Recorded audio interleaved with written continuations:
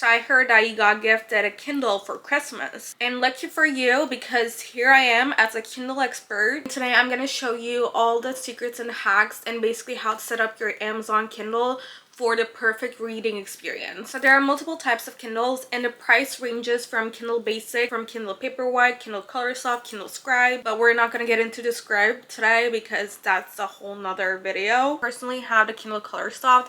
I used to have the Kindle Paperwhite up until like 4 or 5 months ago, but I saw it on Amazon that if you trade your old Kindle, you get 20% off, and on top of that you get $30 digital coupon. So I was like, that's a steal. So I basically bought this for the price of the Kindle Paperwhite.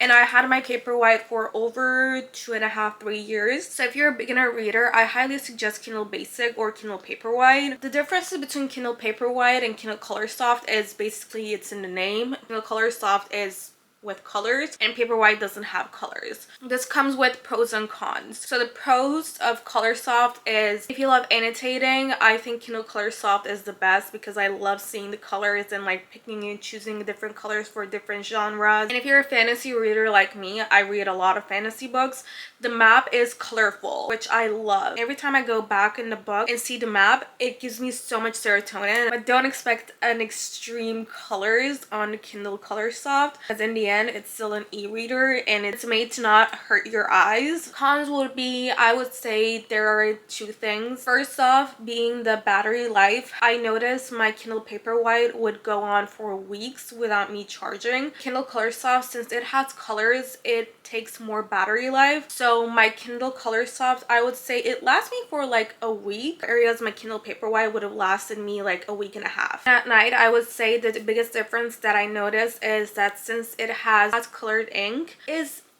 I don't want to say like it hurts your eyes, but it is more vivid than Kindle Paperwhite. You're reading in the dark if it's not in dark mode. I'm just trying to say like sometimes it is way too bright. But if you're an advanced reader, I highly suggest the Colorsoft. I love my Colorsoft so much. So before we get into the basics, I kind of want to talk about the Kindle accessories. The most fun thing about Kindle is that you can accessorize how you want. I have this Jellycat case. It is so cute.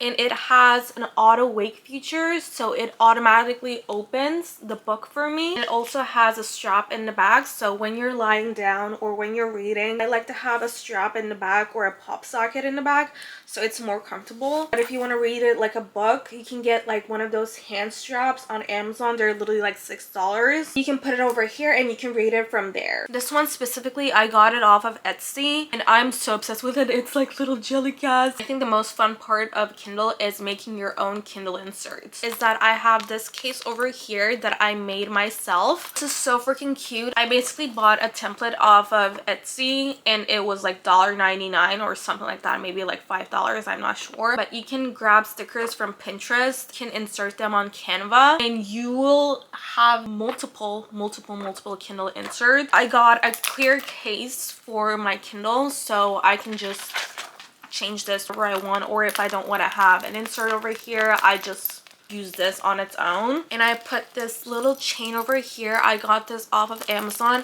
I like to get my Kindle pop sockets with this magnetic thing so that I can just pop in whichever Kindle pop socket I want. And it suctions over here, so it's not gonna go anywhere except for this insert maybe. I also have this case. I bought this case off of Amazon and this pop socket off of Amazon too. But lately I've been rocking this. And you can also get a hand strap for the back of the Kindles if you don't want to put a pop socket on. But also if you don't want to read with the pop socket on, you can just pop it out. If you're like, I don't have time for that, I don't have time to make Kindle inserts, I totally get it. You can buy it off of Etsy or Amazon. There are multiple, like the world is your oyster. There are so many Kindle inserts that you can choose from. You can also get a little USB-C plug-in and it looks so cute on Kindles. The charger doesn't get any dust in there. So I want to talk about the basics of Kindle. You got your Kindle. First thing that you need to do is get to your Amazon account. Reason why is that you need to get a Kindle Unlimited subscription. Yes, it's not free, unfortunately. You need to pay $11.99 a month. But usually when you get a new Kindle, they give you like 1 month or 3 months free. I'm not sure which one is it. I think it's 3 months, or it's like 99 cents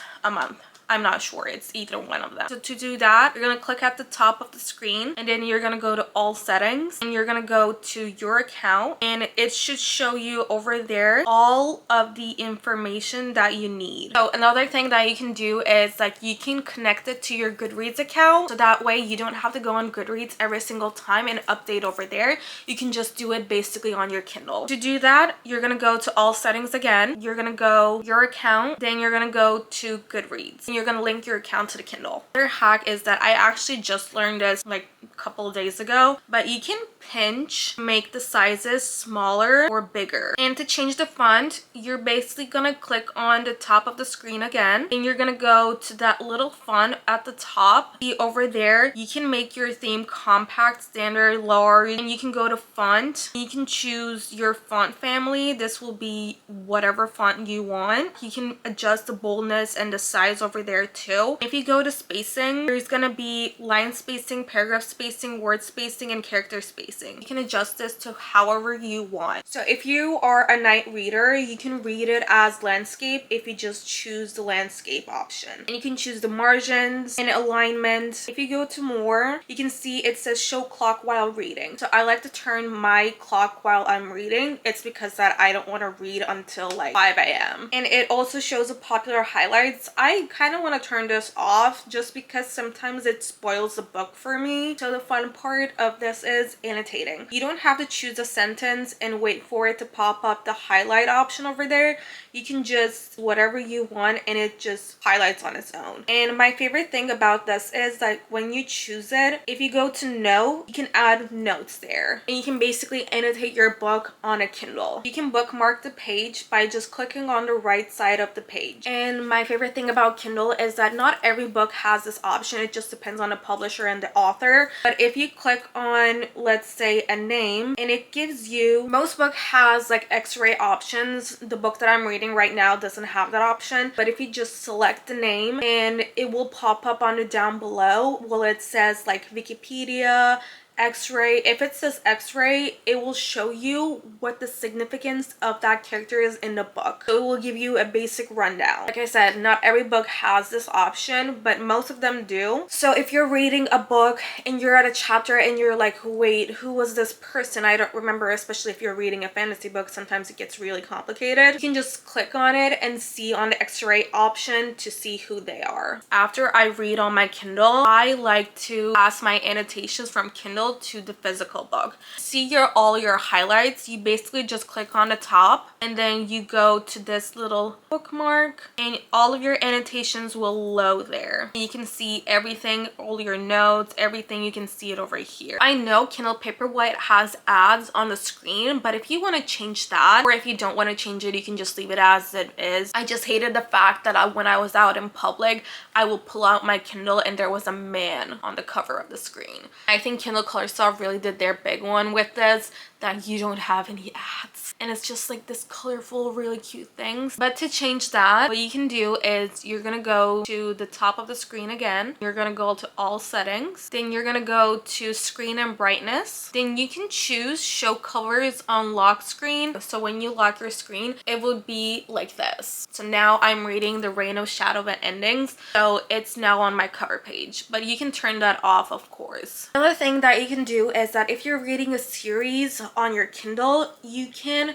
make them compact in your library. To do that, you're gonna go to settings again, home and library, and you're gonna go to library tab and you're gonna see group series. As you can see, it is on. So when you go to the back, as you can see over here, I have the Hollow Boys series and they're all compact together, so it doesn't create like hoarding feeling on your Kindle. You can see all of your books over here. Bottom of the screen, you can see your progress. You can see at the bottom corner, I'm 58% through my book and I have 29 minutes left to my chapter, but you can change that by just clicking on it. It says how many hours you have left in the book. Log, nobody knows what that means. Or you can just do nothing and just change that. It just shows you the page. I like to use my left chapter. I like to see how many minutes that I have to finish the chapter because it just motivates me. And if you go to home, if you click on the top like the shopping cart. So you can borrow as many books as you want on Kindle Unlimited, but you have to return them. So you're not keeping the books forever, you're just borrowing it. And there is a limit to how many books that you can choose. So let's say it is 10 books. I can't remember the exact number that you can borrow. If you're returning them, you can borrow as much as you want. But speaking of buying books,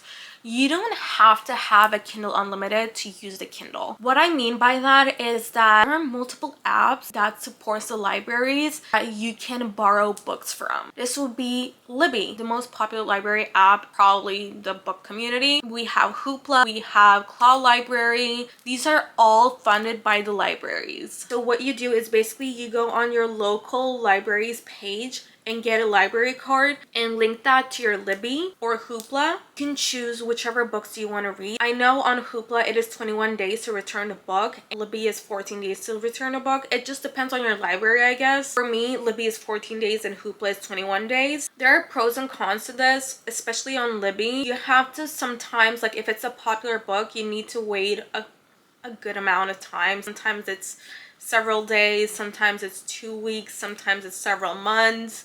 It just depends on the popularity of the book. So Hoopla is basically a little bit different because Hoopla pays for the book when you borrow them. It is basically you can borrow any books that you want. I will say the options are a little bit limited. It just depends on your library. For me, it is a little bit limited, but you can borrow it whenever you want. You don't have to wait a wait time. There are also Stuff Your Kindle days. So Stuff Your Kindle days are like usually happens like a couple of times during the year, and it's usually like different websites and indie authors put their books for free on Amazon and you can buy them, not borrow, and it's forever yours. I will definitely keep an eye out on the Stuff Your Kindle days. Another thing you can do is you can use NetGalley. NetGalley is basically you can get ARCs, advanced reader copies, for free from the authors. I got so many ARCs this year, like e-ARCs. They usually send it to you on an EPUB file, so you can send it directly to your Kindle. Lastly, I want to talk about the subscription apps. So we have two subscription apps. We have Everend, we have Audible. Audible, there is a hack actually. So if you have Kindle Unlimited,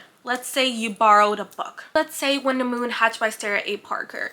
This is the price for borrowing it on Kindle Unlimited, and this is the after I borrowed it on Kindle Unlimited. You're gonna see a huge difference in the prices.